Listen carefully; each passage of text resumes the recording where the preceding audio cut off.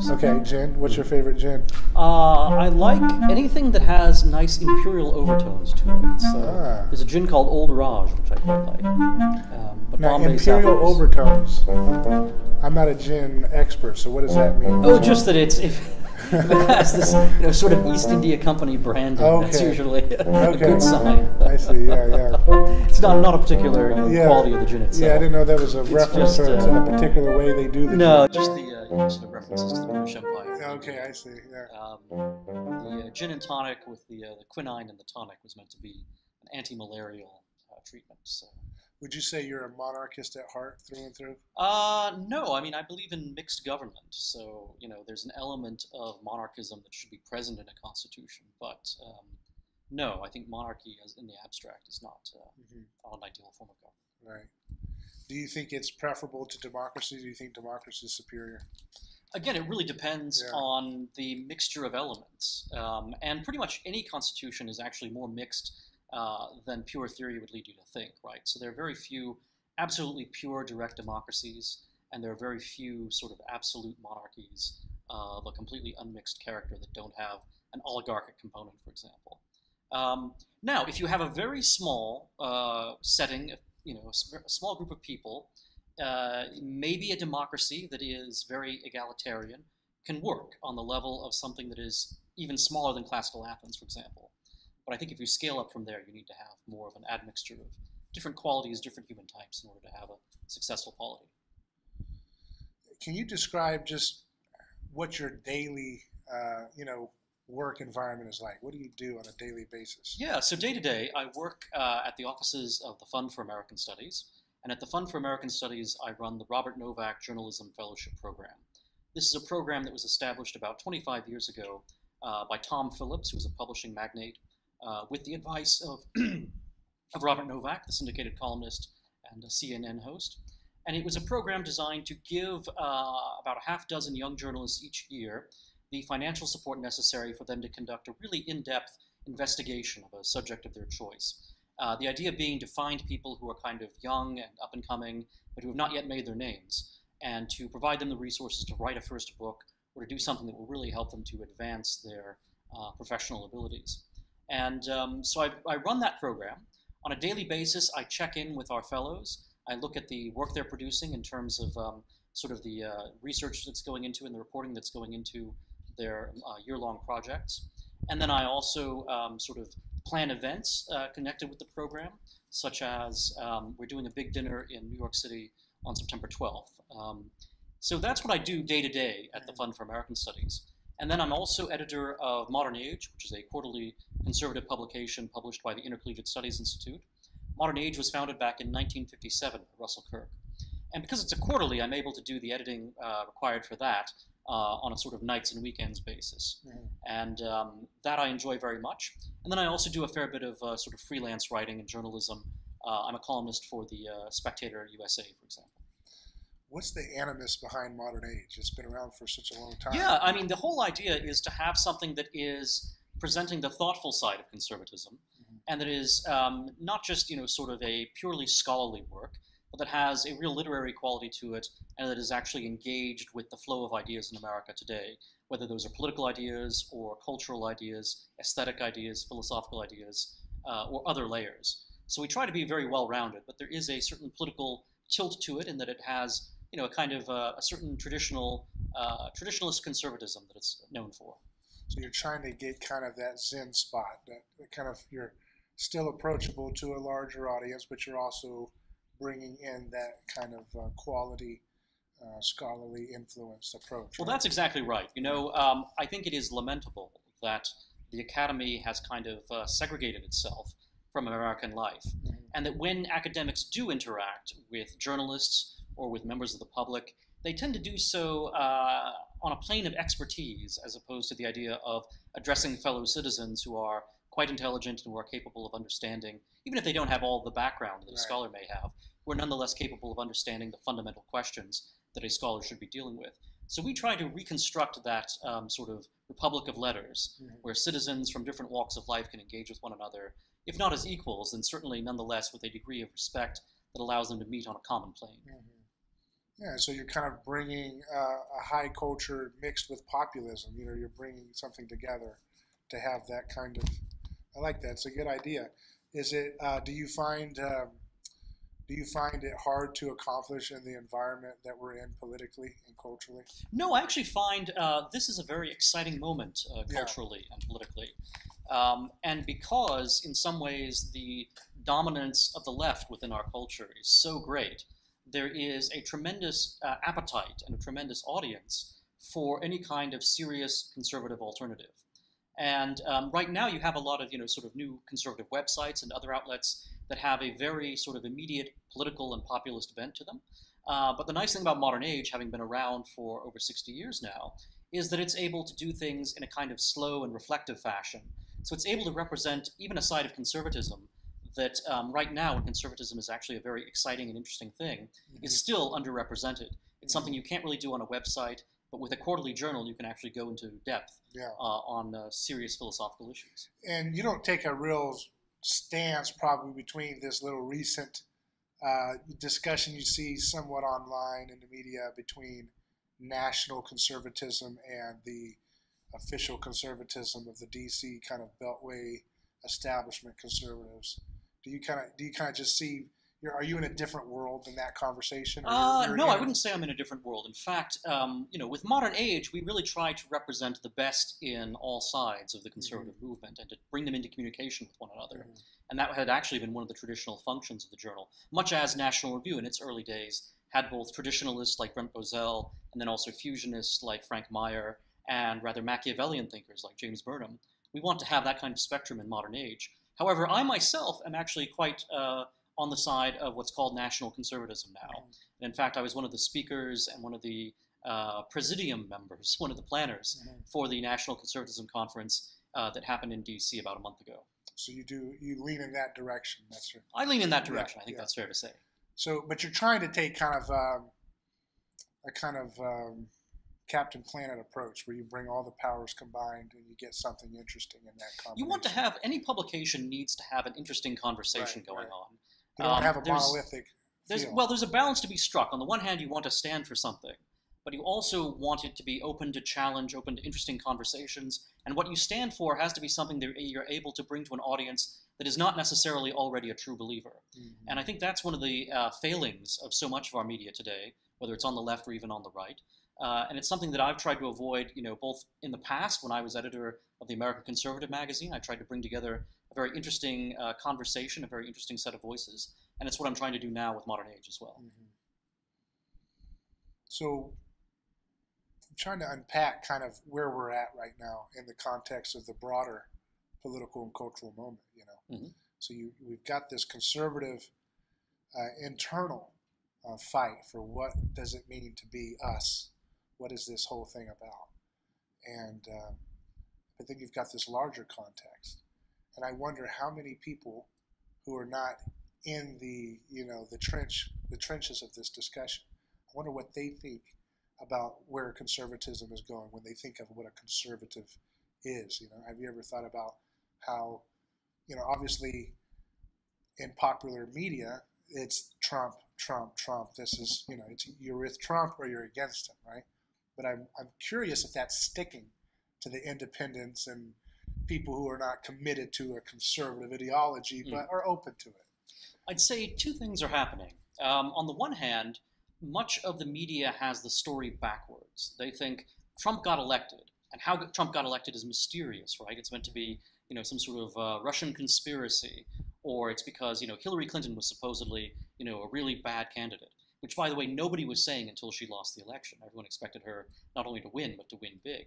So the media has this narrative in which they say Donald Trump won, and then suddenly you had all these unprincipled conservatives decide that they were Trump conservatives, and they started changing their views on trade and on immigration and on any number of other things. And I think the story is actually the opposite, that in fact at the grassroots level and among ordinary conservative voters, you had this sense that they had been very ill-served by the Republican establishment. And they were getting frustrated already with people like Mitt Romney and Paul Ryan and going back even to George W. Bush. And they wanted a change. Mm-hmm. And they weren't sure exactly what form that change would take. At first, it was the Tea Party, which seemed to be the real alternative to the Republican establishment. and then it became Donald Trump. But I think many of the currents you see represented by Donald Trump's administration have actually been sort of bubbling under with the American right for quite some time. You could see a little bit of that in Sarah Palin. You could see some of it in the campaigns that Mike Huckabee ran in 2008 and that Rick Santorum ran in 2012, which were populist campaigns, campaigns aimed at, sort of addressing family issues, aimed at addressing working class economics. And you can certainly see a premonition of all of this if you look back to the 1990s and you have the Pat Buchanan campaigns of 92, 96, and even 99, 2000, and also Ross Perot, who in 1992 and then to a lesser extent in 96 was also representing this idea of a kind of what's now called an America First populism. This idea that we were too engaged in foreign wars and that we weren't doing enough for America's working class and industrial base here at home. So I think actually much of this has been in the works long before Donald Trump emerged on the scene. And then the second thing I would say is that conservatives in their daily lives, especially if they're young, if they're in school, they're experiencing a kind of state of siege where they are told in the classrooms that they are bad, that they represent, sort of malign forces in the world, where if they open the newspaper, they're told that they're agents of, a foreign power, agents of Russia, if you, something like that. Tweet or something, you're a bot, which is a very dehumanizing thing. Exactly, it's precisely dehumanizing. And it's not a one-way street, obviously. This is a nasty environment from both sides, but I don't think enough attention has been placed at how dehumanizing it is to use a language like a Russian bot if you disagree. I mean, people in the mainstream who are top analysts at the New York Times and CNN are tweeting stuff. If you see someone, I saw after the Tulsi Gabbard debate with Kamala Harris, and they said, if you see people talking about this exchange, it's most likely a Russian bot. And I thought, and it said CNN and New York Times, and here we are looking at New York Times, all the news that's fit to print, and this is supposed to be the standard, right, of news journalism in America, in the world, in some ways. And they have that kind of flippancy about dehumanizing people with a racially charged. You can say racial or xenophobic.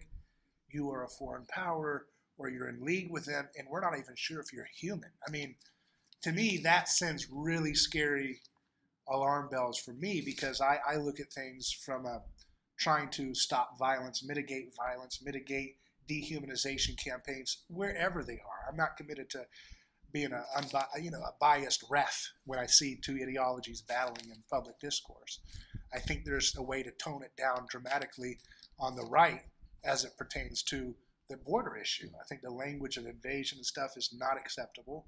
I mean, I can understand that in a particular narrow strain related to like a vicious gang like an MS-13, but I don't think it's helpful to use that kind of loaded language, and I think it's dehumanizing. It can feel that way in the way it gets bounced around and that game of telephone that politics has in the social media world. But I don't think enough attention has been placed on the racial ugliness and the dehumanization of saying Russian bot, which has been just accepted by some of the top analysts in the trusted media, Oh, it's true. And you're quite right to say that there is a kind of xenophobia in the way in which the elite media talks about these things and talks about, if an American is supporting Tulsi Gabbard because she's anti-war, saying, oh, that's not really anti-war, that's pro-Russia or that's pro-Assad or something like that. It's very interesting that the, sort of left-wing media is highly critical of the right for its attitude towards the border, for example, but doesn't feel any kind of reflective sense of criticism about its own way of talking about, identifying other Americans the elite does not like, as being tools of foreign powers and so forth. And no, you're right that there's a dehumanizing that's taking place here. And it's scary where that can lead. It's very scary. When it's institutionally accepted by, when it's on the papers and they're not, obviously, I don't read their articles on a regular basis, but when I see, I don't remember the gentleman's name, but it was circulated, his tweet everywhere. And he was saying, watch out. And it's not even about a conservative, it's about Tulsi Gabbard, who's very deeply leftist by most people's standards. But just to question the narrative of warmongering, you have to be depersonalized and you have to be dehumanized by people who are supposed to be the role models for all the news that's fit to print. Well, you've caught on to something very important, which is that, there is a shared human psychology which, to a certain degree, is common both among the elite and among the ordinary populace, the people that the elite is often looking down upon. And there is this tendency to, to defend your group. And I don't like to call it tribalism because it's actually many times a function not of tribal connections, but actually of the very opposite, of the kind of severing of normal human bonds, which cause people to then try to create ideological groupings as a substitute for the natural kinds of family and community settings that they've lost. Very, very cynical, hastily put together patchwork coalitions built on warfare, right? Built on warfare, very intellectualized, very much based on, not on simply a common life, which is the foundation of sort of real, sort of human groupings, but rather on the basis of ideological polarizations. And you see it among the elite just as you do among the public. And I wish the elite would be more reflective about how they themselves are guilty of many of the things they want to accuse others of. Right. There needs to be some kind of shift that I think can dramatically start moving this in a different direction, because the temperature's too hot in a lot of different ways. So we see it manifesting in some ugly ways, in various ways in news and current events. But I think, what I'm trying to do is try to cut, Paul talks about the idea of be in the world but not of the world, right? And I like the idea of being in political, ideological worlds but not of them, and that these are all just attempts to grasp at some truth that's kind of hard to fully encompass as a human being in our limited perspective. Let's talk first about, Ron Paul, I think, was also an influence on what became of the Trump success, right? I mean, I've noticed that there's a tendency within conservative chatter classes to say, oh, we're past the free market stuff. That we need to kind of move that off. And libertarianism, it was a good thing, but it's a little bit too far. Let's go get something better than this. But if you think about it, I think some of the things that made Trump so attractive were libertarian principles, kind of influenced by the campaigns of Ron Paul, with the no nation building. Why do we think that we're so exceptional that we have to judge and condemn other nations for their improprieties and human rights when we do our own things? He's literally said that in interviews. In reference to other countries like Russia and other places, like who are we to judge? We do stuff like that too, bad stuff. And that's very Ron Paul-esque. Obviously, he doesn't go all the way with that, and he doesn't fully at all kind of carry that out the way I would like to see, but that anti-war strain, the distrust of the Federal Reserve, he doesn't, he's critiquing on a regular basis. And now with, the whole the FBI and the corruption there's a kind of de facto distrust of the surveillance state that's really brewing in the Trump era of conservative talk, right, and discussion. So I see a lot of ascendancy for the best aspects and in the deregulation that he's done. So I don't really see it as a battle between, establishment conservatism and Mitt Romney's and the Bushes versus this nationalist conservatism. I think it's a lot more messier than that. It is. And the other thing that people tend to forget about with the Ron Paul campaigns is that his opposition to the idea of a North American currency union, something that would be called the Amero, that was a component of his campaigns, as was his opposition to what was being called the NAFTA superhighway, the idea that perhaps we would create a kind of, sort of massive infrastructure project, for the United States, Canada, and Mexico all in the same basket. Basically, and then NATO, skepticism of NATO. Skepticism of NATO. The idea, Ron Paul was critical of all of these sort of transnationalist, globalist initiatives. Right. And with Donald Trump, you see exactly the same thing, that he too is against these things. Now, we're a long way from a real project that would try to create a sort of European Union in North America by integrating the United States, decentralization. Mexico. Okay. I see what you're saying. Yeah, I mean, it's a distant, I was thinking of the other image model of that, about states becoming more decentrally, Yeah. Well, that's the other thing too. Is I think people tend to, they look at the label nationalism, and perhaps with justification, and they're afraid that nationalism necessarily means consolidation, Right. and that nationalism is therefore opposed to the idea of localism and opposed to the idea of states having their proper responsibilities in the federal framework. And I get that a lot of from a writer I really enjoy, and I'm sure you do as well, Bill Kaufman, who you've published probably a lot. But he's good about that. About no, nationalism is cheap in the way it's often understood. It's cheap. It's rootless, right? We need local. We need regional. We need things that you can actually, how to get to the baseball field. You don't have to, instead of, one size fits all. What I would say, my friend Bill, who's a brilliant literary writer, he is correct to emphasize the strengths of localism. He is sometimes mistaken, I think, and unrealistic when it comes to the relationship between localism and federalism, and the relationship of federalism to nationalism. That in fact you do need a control of the borders, and that is a national concern right now, not a state concern. You do in fact need to watch out for international predatory behavior, and we certainly know that with respect to national defense. But it's also true with respect to national economic defense. That if you have a place like Beijing setting industrial policy for for upstate New York or for Granite City, Illinois, that's a problem. That in fact Granite City and upstate New York, they should have industrial policy that reflects their interests, not the interests of the Chinese Communist Party. And if you're going to have an industrial policy, even a tariff policy that is protective of America against the planning of Beijing, that means you probably need to involve Washington in that, simply because, right, again, the states constitutionally don't have the power to determine these international questions of trade. But see, I'm open to this idea, but at the same time, I'm skeptical a little bit because I wonder,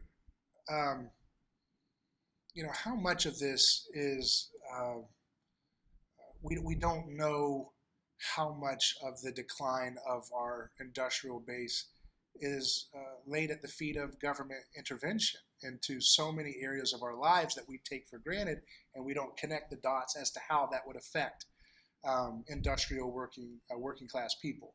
And so what I mean by that is I almost think that the tariff thing, I understand the idea. I understand the idea of not trying to be a purist in a world where it's totally still very much aggressive, and you can't just be just abstract ideas about free trade that are still managed trade. I understand the hypocrisy underneath the way free trade is usually marketed and pushed into discourse, but I'm a little skeptical that it's as cut and dry as the ascendant Trump nationalist argument makes it out to be, that we have to use trade barriers and things like that to correct the scales. I mean, for example, I know this is going to be a little bit left field, but I mean, on my research, what I do in my work, I see how government-protected groupthink in fields of knowledge and fields of science have greatly mutated and, in many cases, retarded the development of progress and innovation, which would allow for a much, much more, vital economy. That's growing and innovating in ways that we can't even fully fathom. For example, science and engineering, it's so heavily protected by competition of the Galileos, the misfits, the dissidents of physics or energy. How do you make energy? That it's so controlled because of government's funding and monopoly of the grant process and the peer review papers and the universities and how they're funded, that there's so much we don't know. And it's not connected into the immediate conversation of the factories are closing. What do we do? Let's balance the tariff deal. It's almost like a too surface of a solution, in my opinion. You certainly have to be careful of superficiality. The 2 points I would make here. First of all, this free trade regime, which is connected to a regime of financialization, and it's something I think libertarians have been weak on in connecting what happens with the Federal Reserve and the banking system with what's also happening in our sort of trade policy. Yeah. I think these things are of a piece, and there's a reason why we have things like NAFTA on the one hand, while we also have this movement towards financialization and away from an industrial productive economy. So that's one concern there. The other one is that, remember, we do live in a world of governments. So while we have to be skeptical of what Washington, D.C. is doing, what our own government is doing, we should remember that simply because we are counteracting Washington, D.C., does not mean that we're necessarily counteracting all of the malevolent governments that are out there, because Beijing and any number of other states have their own sort of policies that they're pursuing, and they would like to subjugate Americans just as the most statist Democrat in Washington, D.C. would like to do. So do you believe, as some have suggested, that the people involved in these elite financial sectors in government and these quasi-government private entities like the Federal Reserve System, that they have an ideological commitment to seeing America kind of cut down to size for the good of the globe? That's a thought that that conservatives throw. Right, but they wouldn't phrase it that way. But do you think they have a motivation similar to that? They want to make the world a little more fair. Let's time to kind of balance. That they would agree with, right? So, do you think it's an intentional policy of weakening America? Not that they're trying to weaken us in a diabolical sense, but let's just go ahead and make the world a little more. What they're doing is they are feathering their own nests. They're sort of giving themselves as much prestige and power as they can possibly wield and more. And they're doing that by using benefits for the world as their pretext or excuse. So basically, one of the things we've seen is basically the liquidation of the privileges of American citizenship. And that's explained as being for the benefit of the third world, the developing world, when in fact, mostly it's for the benefit of our own financial elite. So so the myth they're selling is we're trying to make the world more balanced, but in reality, it's just another crony scheme. I think that's correct. Yes, and they would not say that they were unpatriotic. They would not say they really dislike America. But actually, if you look at the things they do say about non-urban Americans, if you look at Barack Obama saying they're bitterly clinging to their guns, if you look at Hillary Clinton describing them as deplorables, even if you look at Mitt Romney saying that 47% of the country are addicted to government services, you can see there's a real contempt here among our leadership class for just ordinary citizens. And you can rightly imagine that these kinds of leaders are not going to be looking out for the well-being of the ordinary citizen. They're going to be looking out for the well-being of their own sort of leadership class, and then they're going to say that, well, they're still humanitarian and generous to the rest of the world because they're going to say that they're really helping out the developing countries instead of America. But really, countries should be responsible for their own citizens. And that's what we need to get back to. And this ties in with the idea of localism. We've got to relocalize authority. We need our elites to be responsible for the well-being of Americans and America's citizenry. And then, take that further down through federalism and subsidiarity to, states have to be responsible for the well-being of the people in their states. Same with localities, same all the way down to families. And I think that national conservatism, as I've looked at it, it seems to still have that impulse that's popular in the right to have a distrust for the use of central planning and power in many areas. But at the same time, they still want to mix in. It's time to, some of the things they talk about that I've heard, it sounds like kind of just corporatism on steroids, more central planning, more protection of well, I don't know anything. You'd have to tell me what you have in mind by central planning.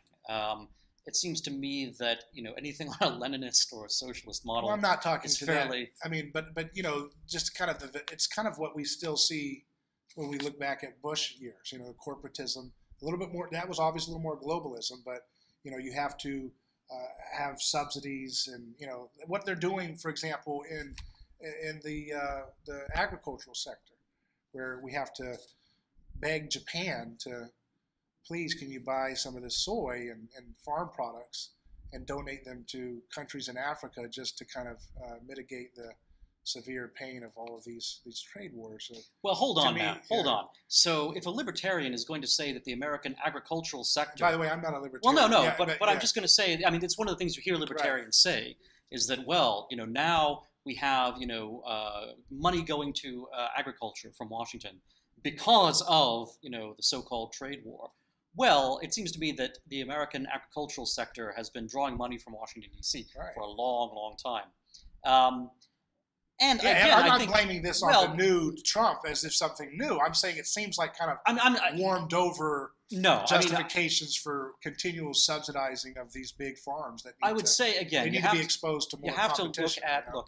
It's not the case that the occasional half-hearted forays into libertarian policy such as free trade, for example, or open borders, or what have you, that Washington, D.C. makes, have actually made the country more, sort of prosperous, secure, libertarian, etc.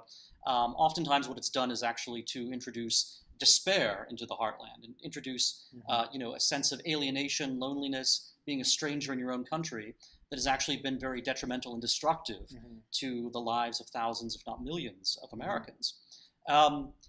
And the idea that if you didn't have, certain policies like tariffs, that you would then have a completely libertarian America is again wrong on two grounds. First of all, because our elite may have sort of free trade and still be using that as a support for various kinds of statist activities, but also because you have foreign governments which have industrial policies of their own, and in a market that combines people across borders, which is what markets do, and that's a good thing. But when you have markets doing that, if you have one government that's setting the policies for its people, it's affecting your people as well. Again, I'm not committed to one side of this discussion completely, in the sense that I understand the pragmatic idea of using tariffs as a kind of as an intermediary step to get these other countries to reciprocate eventually a more fair situation. We're going to punish you the hard way until you learn to work and do things the easy way, where we win-win together, or we're going to lose together for a little while, and you're going to lose more, then we're going to lose. That's the kind of idea of this trade war idea. I understand the pragmatic, incremental strategy there. Let's just do this because it'll help us move towards what we want, which is a win-win, more open trade situation for both, I would assume, is kind of the idea that I've heard touted by a lot of Trump's, Larry Kudlow. This is a means of getting to the ideal that we want to get back to. Let's just bring them to the table. Let's bring them to heel, and then we'll get. I think that libertarians. I kind of get the pragmatic idea, but yeah, I think libertarians who have a degree of skepticism towards our financial system, the privileged role of the big banks, and the Federal Reserve in particular. Libertarians who are skeptical about all of these things just need to consider the extent to which there is a wider system of which they're a part. And the deindustrialization of America, the idea that we should move towards services that are pandering to the wealthy and finance which is serving the wealthy, this is the ideal kind of economy. I think libertarians themselves would object to that, would say that this is problematic. And if it is problematic, then you have to consider what the alternatives are and how to get there. And this is where I think there's actually common ground between national conservatives and libertarians, is that we are all critical of the way in which our economy has developed, the way in which it benefits some people but leaves many people behind. And we all want to have some adjustments to this. And in the near future, those adjustments are going to necessarily involve various layers of government, simply because they are facts on the ground. In the long run, what kind of less sort of government-involved system could you have? That, I think, is something to be worked out, thought about, and discussed in great depth. And I'm glad that there are people like yourself who are thinking about this in very concrete ways, but also in very principled ways. But I would just say that conversation should be ongoing. I don't think it's completely resolved that you can have... That's what I'm trying to say, is that I'm trying to broaden the context of the conversation as well, to say, okay, if you want to challenge this fake free trade ideology of globalism that's been happening for some time now. It's been dominant. If you want to challenge that, don't just give me your pragmatic tariff solution. That's not enough for me. Let's talk bigger. Let's broaden our view here, and let's look at how these long-term, baked-in areas of government picking winners and losers for scientific development has a massive downstream effect for destroying and retarding our ability to move beyond what I believe we're living in an outdated dark age type situation for what we could actually accomplish if we could think outside the box and had a more competitive system for the allocation of resources to people doing the work to solve the big problems of medicine, to solve the big problems of clean energy with market solutions. They don't even have a chance to have their papers published, and no one's really talking about it, at least in a mainstream sense on the right that I'm very satisfied with. I'm trying to push this idea of this perpetual retardation of knowledge that happens when you introduce coercion into the funding of so much of how we're allowed to even talk about physics. I think we need to remember there are various layers of coercion or distortion that can happen here. Some of it is overt direct coercion, if it's a matter of government sort of endorsing Lysenkoism or something like that in the case of the Soviet Union. But there's also a maybe libertarians wouldn't want to call it coercion, but there's certainly an unhealthiness to an orthodoxy that becomes too encrusted. And you see that as well, where even research institutions that are not necessarily simply playing to the or dancing to the tune set by some bureaucracy that's decided on a very narrow track of funding and research. Even places that are not that determined by their funding stream may still have a very closed mind as to what kinds of things they want to investigate. And that's the nature of groupthink, and it's a power that we have woefully under-researched in terms of its effect on slowing the progress of people making solutions that work for people.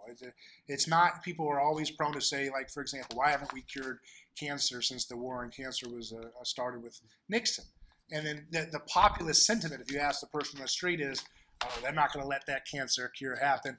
And that's the kind of popular wisdom, but at a more fundamental level, to me, it's just a product of how powerful entrenched bureaucracies with protection from competitive pressures to shape up or ship out of the way of ideas.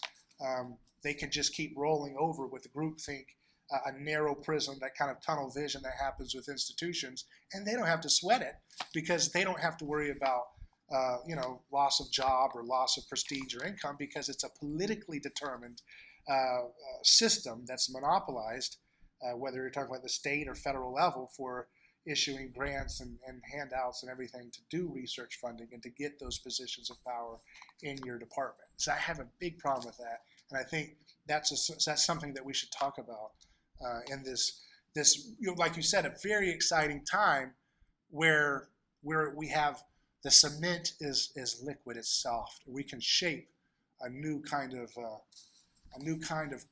conservatism or whatever you want to call it. That would be much more robust, I think, and satisfying for the people's problems that we have. It's I think that nationalism is not going to win in the battle between it and globalism. I think in a temporary sense it will, but I think it's going to have to give way to something more decentralized. And I don't know how that looks. I'm not sure exactly. The future is radically open, in my opinion. We're not set on one particular trajectory of cyclical repeating of the same things as some people view history. And I don't think we're set on a perfect Whig type view of progress either of history. I would say I think it's radically open. Well, I have to tell you, I think the American, and I see this is actually one thing that brings together both people like Patrick Deneen on the traditionalist side of things, and also various libertarians as well. This idea of decentralization. But this American ideal of decentralization is very easy to have so long as you have the degree of security that we've had within this nation-state framework the last, almost 250 years. And it does seem to me that there's a degree of romanticism that creeps in about this, which other people can't afford. And most of world history, other countries that don't have the people that have had more painful historical experiences than the United States has had. And it does seem to me that if you look at world history, you tend to have these very large aggregations of power, empires, very large kingdoms. These things are much more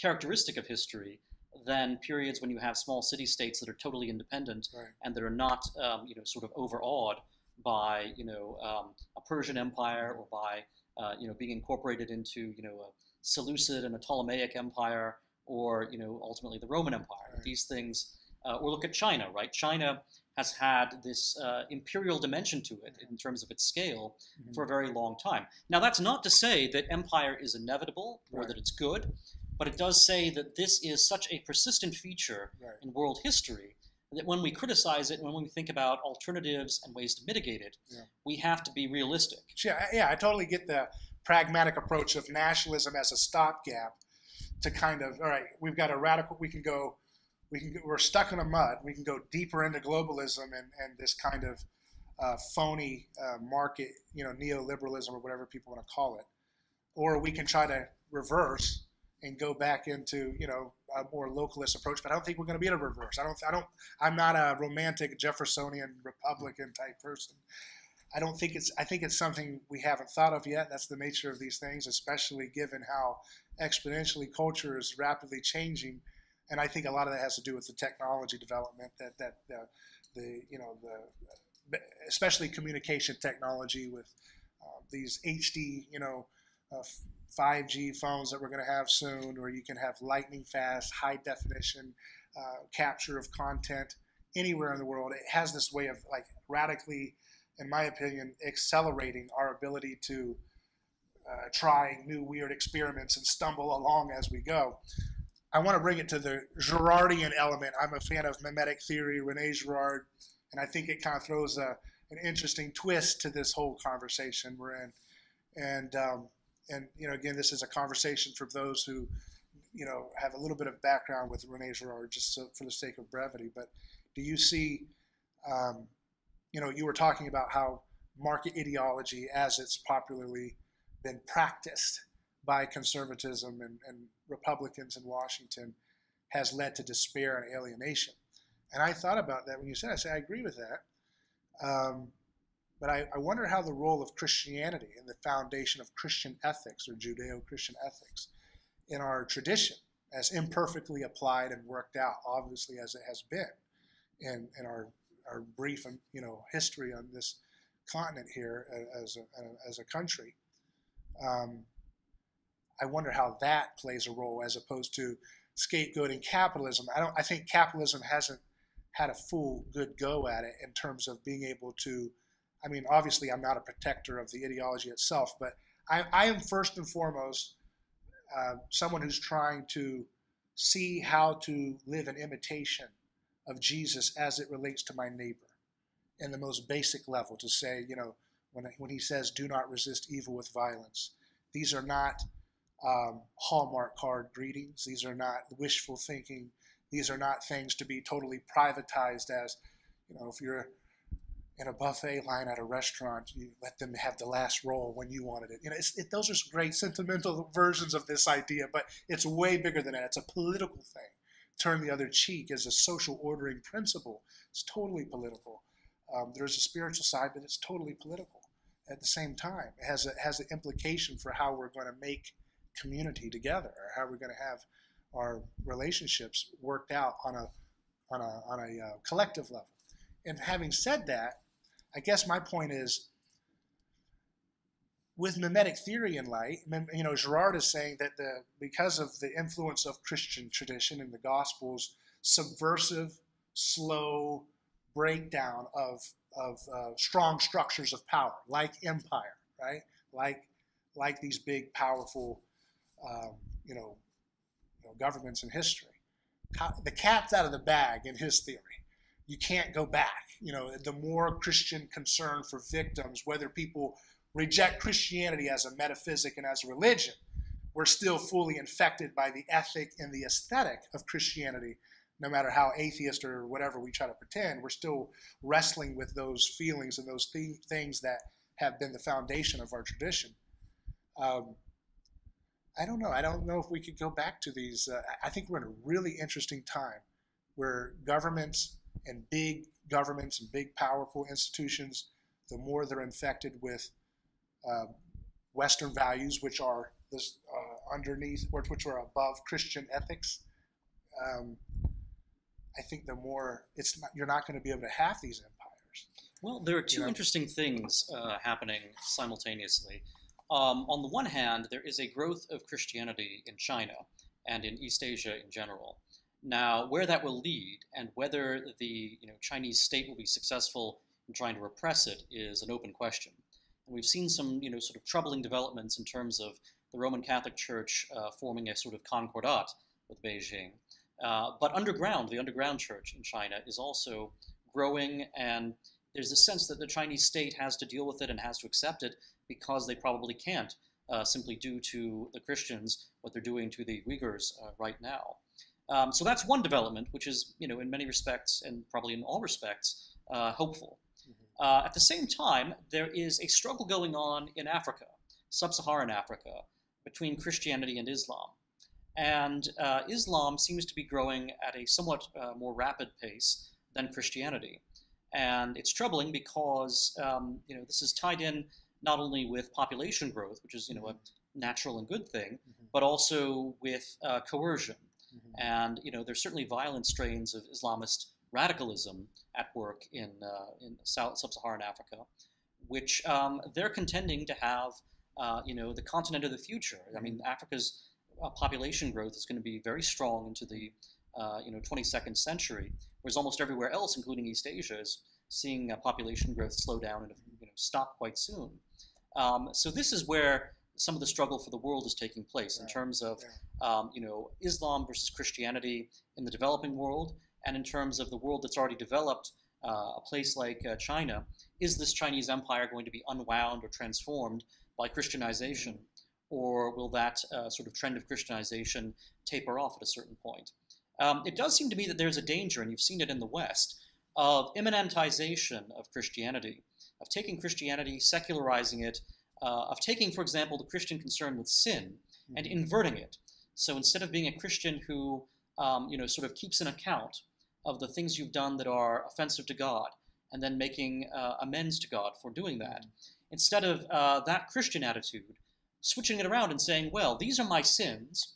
How can I enjoy my sins more without, feeling the guilt associated with them, and without suffering the ill consequences of going out and drinking every night or going out and eating too much? And these are the things in which you see capitalism has sort of played a diabolical role in providing for people an escape route from their own sins, and providing a channel other than repentance for the assuaging of the conscience. So instead of sort of going to confession, or instead of again rendering this account unto God, people will say, well, can I get a pharmaceutical product that will assuage my conscience, that will cause me to be to feel better and to lose these anxieties, which are really the result of sublimated sins. So I do worry about the sort of pharmaceutical transformation of the complex of feelings and sentiments and of guilt and sin, and turning that into something therapeutic and worldly, as opposed to something transcendental that sort of takes us out of our own worldly failings and forces us to communicate with the transcendent power. Yeah, I mean, that's kind of where there's a lot of interesting agreement with this, because that's why I don't use the word libertarian to describe my views, because I do think that capitalism, as it's popularly understood, which is kind of this corporatist system, but again, it's also used to mean just greed and go be a hustler kind of. There's a lot of words there's a lot of meanings that are very powerful that are attached and layers to that word, and I do agree that capitalism, as it's popularly understood, is something that needs to be, challenged a bit. But I don't think it's the idea of free markets inherently. I think that's just a mechanism that has not been tried very well in our recent history. And so I would put more of the blame on consumerism and materialism. Ultimately, I'm going to put the blame on humans and the nature of humans to well, that's give correct. Into that. And I would emphasize, the question in part is how one relates one's economics to an idea of human nature. Right. And it's, with capitalism, it could be quite, flexible. It could be related to other forms, other understandings of human nature that are more traditional or that are more transcendent. That's what because in my understanding of desire, it is very illusory, right? So much of what we're desiring is external to us. We think it's in our own hearts. We think we're burning with passion for that object or that status or that social achievement in relationship to peers and so on, but it's all an illusion. And I think that's the heart of so much of Christian personal growth, right? If you're trying to follow the imitation of Jesus's role model in your life and how you relate to people, is letting go of those bad desires that you unconsciously imitate from those around absolutely. You, right? Just so, yeah. And so you can have that and still be pretty open to a free market, right? You don't have to have the kind of egoistic objectivism or something like front loaded into any kind of discussion about the morality of a free economic system, right? You can have a radical critique. Absolutely. No, that's correct. Certainly, consumerism. I mean, you can have market freedom as part of a wholesome social order. Right. And you can have market activity as part of a wholesome psychology. And still have a radical critique of consumerism. Exactly so, yeah. What I was just going to say is that what we've seen is that free market economics, even theoretical economics, has often been co-opted by utilitarianism Right. and by a theory of human nature which says that people are nothing other than their passions. Right. And, I mean, there is a serious argument to be made there. David Hume is a very serious thinker. When he says that, a reason is the slave of the passions, that's not something to be dismissed out of hand simply because it leads to some very uncomfortable conclusions. Mm-hmm. Nevertheless, I think this is where returning to a religious perspective Right. on the transcendent and the idea that there really is something more to humanity than simply whatever our impulses and passions tell us is essential. So you can have, and that's the key thing, is not to reduce all of life to a single dimension, Right. A single dimension of fulfilling, preferences or something like that, which is to use the language of economics, Right. but rather to have a multidimensional social and political and economic life, something that brings into communication this, sort of passionate side of humanity with the rational side and with the revealed side as well, that these things can't be reduced to one another. When Jesus says God desires mercy, not sacrifice, and he kind of uses that as go and learn what this means if you want to understand what this is all about, what I'm trying to model for you. I take that and I take that into the realm of places like the execution of so much of the laws that we kind of assume are not violent or coercive. We just assume it's okay to have, minimum wage laws, but what about the person who's, again, that misfit is who I'm concerned with, because that's humanity. Humanity has misfits in all shapes and sizes and private misfit ways that we don't even disclose, that we all have our nuances and idiosyncratic ideas and personal, dreams and ways of doing things. But the idea of kind of unmasking the violence at the heart of so much of kind of banal laws, like, selling raw milk is a crime in many places, and minimum wage law. I think it's a good, I take the principle of do not resist evil in a violent way that Jesus says, and I say, you could talk to your friend and say, I think it's kind of evil that you're paying your employees in such a stingy way or whatever. That's evil. Come on, let's work on that. But you don't get to pull a gun to him with your friends and say, hey, I don't have time to talk to you. I'm a Christian, but I do that on Sunday. It's time to use the force of the law to say, we've decreed that you need to pay $16. And if you pay $1 less and you protest that as a conscientious objector because you intend to use your extra profits to invest in hate and not in an increase in wages, that's your choice. Let people work their salvation out with fear and trembling. I think there's a radical freedom within the Christian way of doing community that still requires a strong and very powerful moral challenge for your own discipline of your desires. Does that make sense? It makes sense. It's this idea that there's a radical freedom in the way we should treat our neighbor, but that doesn't mean a kind of libertinism for yourself. That's and right. I think that gets really mixed up in conversations. It's like oftentimes people will say, you're a Christian and you're for getting rid of these laws and teaching people to use their power as a jury member to nullify the use of violent coercion to challenge nonviolent vices and problems. They can't understand that, but I can't understand how that's not more intuitively felt in our communities. When you read the stories of Jesus, it's right off the page. And so I guess my point and my challenge as we kind of land the plane here is, I think we need to talk more, and I think you're doing that in what you're doing. We need to talk more about how to, if we're big about the West, what made the West special, and what is that standard? And I think it's found in the imitation of the person of Jesus, whether you're religious or not. If you want to be true to the Western, obviously there's more influences than that, but there's no question that there's one person in history who's had an outsized impact on the identity that's so unique to the West. And I think if we don't recover that radical mercy-driven ethic that Jesus provides. If we imitate his example in our way of doing politics, we're going to continue to have despair and alienation, no matter what nationalistic fixes come along to correct some of the indulgences of the past conservative ink. Well, you're exactly right that you can't, save souls through the power of government, and you're correct as well that a civilization includes a religious element, and in fact, the religious element is the heart of the civilization. And in practical terms, everywhere you look, where you see a rise of various kinds of nationalism, right now in the world, you see that they are closely tied in with religious traditions of their civilizations.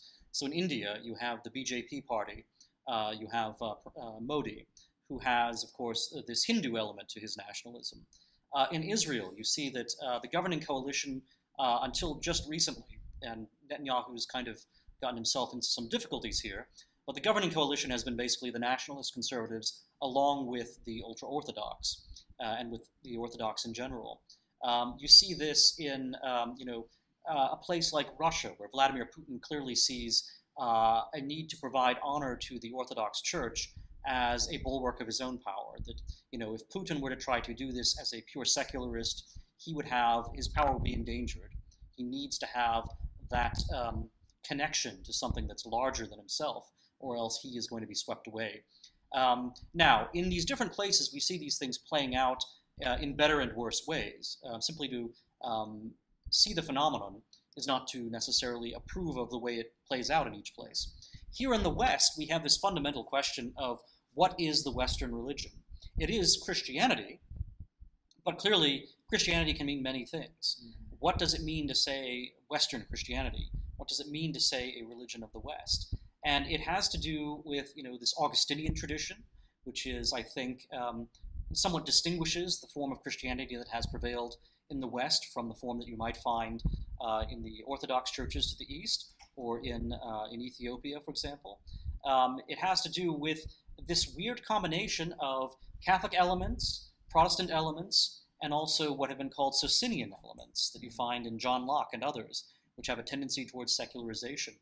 But in all of these things, the Western religious tradition, it's fascinating, first of all. It's something in which there's always something new to be discovered, something new to be learned. And second of all, it is absolutely essential to recover if we're going to not simply be subjects of power. If we're not simply going to be made into objects for the sort of crafting and destruction of these great forces in the world, economic forces, political forces, states, corporations, etc. I think it has something to do with personalism, or this idea of seeing the human person for what it's endowed with intrinsically. A friend of mine, David Bentley Hart, the theologian, he's not someone who would call himself conservative. We've had a discussion or two ourselves, and has a lot of criticism towards Trump, but I still see a lot of common ground in these talks, because he's good at pointing out about the radical nature of the passage in the Gospels where after Peter has betrayed Jesus, 3 times, and he sees the cock crow as the prediction was made, as the kind of indicator of what he would do when he was in his zeal. He had a zeal that, no, I'm gonna stay true to you. I will not go with the crowd. I will not lose my personhood in this amorphous blob of passion and anger and mindlessness that we all have a tendency to fall into. And it's such a perfect encapsulation of humanity right there in that story, that all of us are Peter, and the way it's hard to stand up and have courage against the crowd. It's hard to snap out of that bystander effect in so many ways, politically and personally in our own lives. But the beautiful thing that David Bentley Hart points out is how the gospel has such a radical attention to the internal and emotional state of a peasant fisherman in that time, where it notes that Peter weeps, and we having 2,000 years in between us to that story, we do not understand how radical that recovery of his personhood is in the context of that moment in history, in which the concerns of someone who was very low on the hierarchy for the world's hierarchical structures around the world, pretty much, that the narrator would focus in on his agony of having betrayed his friend and the person he loved. And that, I think, is a kernel, a taste of the West, that the best of what the West has tried to do and others around the world have done in their own way, in their own cultures. That's why we built hospitals and said, come, whoever you are. It's not about ethnicity or family lineage. You're sick, come in. Now, that can be perverted through the coercive nature of this social justice and leftism, where it's, all right, let's put that in through force. But if the conservative conversation can imbue itself with that concern for the least of these and leaven its tough, kind of, we're the place for facts and logic, leaven that and have a tenderness for the emotional state of people that are not seen, and a love for the neighbor and how our laws impact them on a harm basis. I think we'd be onto something, Well, I totally agree. And in fact, one of the great things that's been happening right now is that, African Americans are doing better today than they had been doing in the recent past. That, unemployment among African Americans has dropped to, a 50-year low. And we're seeing some movement on criminal justice reform that is going to be very helpful to families that have been ripped apart as family members have been sent to prison for very long terms. And of course, all of this has to be, looked at very carefully with respect to criminal justice reform. You have to have the justice and the criminal elements. You have to have mercy, yes, but you also have to have... My principle is no victim, no crime. And I know that's it gets tough on some issues. People get nuanced about it, but no victim, no crime. Please present the injured party if you want to put someone in a cage. A cage is a place for violent people. I think we're performatively bearing false witness against our neighbor when we put them in a cage with violent people for a nonviolent action. I agree with you, but I would say that, as a Christian, one should not reduce everything simply to the dimension of violence. It's not the only thing, of course. Violence in right. the, sort of in most the physical overt way, form. right. That, one has to think about because it used to be that violence was understood as anything that compels something to go against its nature. Right. And we have had a progressive transformation of the concept of nature away from older sort of Christian and Aristotelian understandings toward a modern materialistic understanding of nature. And as that has happened, the idea of what force and coercion are has also been narrowed to a point where now it is something that... kind of more robotic and not more... Now, that said, even taking, the idea that there may be things which are harmful in ways that are not necessarily a direct expression of coercion, like beating someone up or punching him, even so, one has to, I think, bring into consideration some of the elements that you've mentioned. The idea that putting someone, in a box with violent offenders for a nonviolent is that helping that person? Is that helping society? And is it? But think about it. Is it performing a lie? Because the idea of confining someone to a cage, to me, is an extrapolation of the personal moral right you have. That if you see someone doing something violent, you have the right to physically restrain them and get them off of if they're attacking an elderly person in a park. You have the right, if you can, to physically restrain them and keep them confined if they're trying to hurt someone. So then you can extrapolate that because it's moral for me to use defensive force for the protection or defense of victims from force on a personal level, then I can then extend that collectively as a shared rule that if you are found to do violence or fraud or harming children, you can't sell a child an AK-47. I mean, that's a violent act because they don't have the faculties to even begin to understand that. And so I would say, is that really something we should look at? Is how the sausage of lawmaking actually looks on a personal level? Well, that personal level is very important, right? Reduce it and then see if it actually makes sense. You should not lose track of human beings. One of the dangers I think that we as a civilization have fallen into is technocracy and the idea that we have this sort of perfect map of knowledge and that we can therefore treat people as if they are objects rather than sort of persons in their own right, because we understand what their motives are, we understand what controls them, and we understand sort of how they can be, and both for good and for ill, right? That we can somehow apply a formula in order to turn someone from a criminal into a virtuous citizen. And there's nothing like that that's possible. That in fact, all of this has to be done at the personal level. It has to be done by reaching an individual soul. And there are obviously sort of broad policies that a civilization at any level, whether it's a nation or a community, must enforce. But in terms of actually changing people, that's something that is not can't be done robotically, can't be done mathematically. It has to deal with skin in the game, which is something that has to be in relationship. And you can't. That's right. It has to be. And relationship is inherently not a part of the justice system for dealing with all these thousands of nonviolent regulations and people getting fined and in prison for not having a food license to sell tamales out of their kitchen. I think if conservatives, or whatever we're going to call these labels, if they would have a conversation about that with the defense of the individual, the person, not in individualism, but in a Christian care for the person against the collective, and its need to scapegoat people who violate these little rites of passage that they set up for occupational licensing. I mean, I've had a person on my program where he was, they were imprisoned for braiding without a license. This kind of violent nature is something that I think conservatives would do wonders for their movement to take on as a mantle. Well, I think you're seeing not necessarily conservative organizations in every case, but groups like the Institute for Justice going to the courts to defend the rights of people to braid hair, for example, without a license.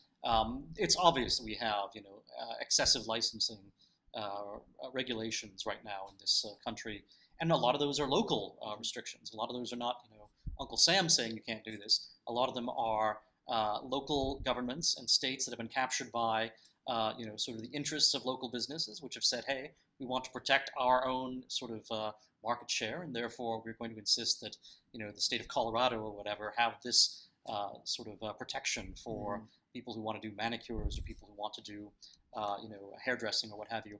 Now, all of that said, we also, there's this tendency to think of things at, again, this kind of level of coercion as it's understood within liberalism, to understand things in terms of the individual and what's happening to him or her. I think we also need to think, however, about these relationships that individuals have, because that's what a community is. A community is a network of relationships between persons. But because it's a network, it is a thing unto itself. It's not simply a mathematical aggregate of isolated atoms. It really is something where the relationship between those different components is what gives the whole its character.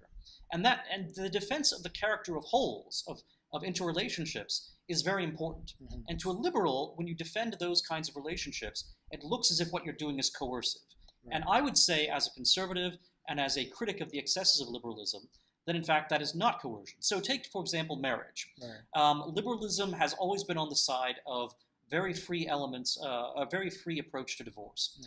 Now, actually, at the very beginning, someone like John Locke didn't have that totally free approach. He said that as long as they were children, you should, in fact, keep the marital unit together, and that you could only have free divorce later on after the children were grown up.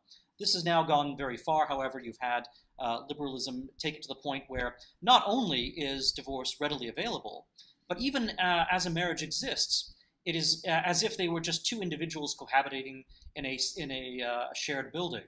That the idea of a marriage as an entity has gone out of the window, and instead it's simply yet another temporary contract between two totally atomistic individuals. I think if you had restrictions on this, if you did not have, as free divorce, that would not be a limitation upon persons. That would in fact be a protection of the relationships that persons enter into quite voluntarily in order to have a marriage in the first place. So liberalism often uses the language of non-coercion to in fact force people into social structures that are inhuman and that are damaging. I think it's romantic individualism, this notion of pursuing, what feels good for you and your true ideal, and that means, your passions change on a whim in marriage, and therefore there's a deification of the individual and the romantic individualistic. But it's not just that; it's also the demonization of the unit. It's a demonization of the community, of the marriage. And I think it's something that can be done, but that can be talked about. But I think the church and the Christian community needs to learn how to become a public voice without having to marry it to a political program. I agree with that wholeheartedly. And that's a whole. It's like the only way Christians can engage the public square is you've got a private space or get involved in politics. There's another way of having a public square conversation that we should be bold and vigorous in defending these And values in fact, and that's virtues. where so much of the difficulty that people of all kinds are facing right now is taking place. It's not necessarily just on the level of government. It's not necessarily just on the level of the private sphere. It's rather within the kind of shared conversational sphere, within the shared sphere of social life that is not simply a matter of government policy. It's a matter of human relationships. And, we've neglected that. And we've let certain powers and influences creep into that sphere, that social sphere, without consciously thinking of what they're doing. And we see this in our communications media, for example, that the way in which people can be demonized, whether on the left or on the right, the way in which any idea that is not approved of by the elite in the educational world and in the media is sidelined and ridiculed.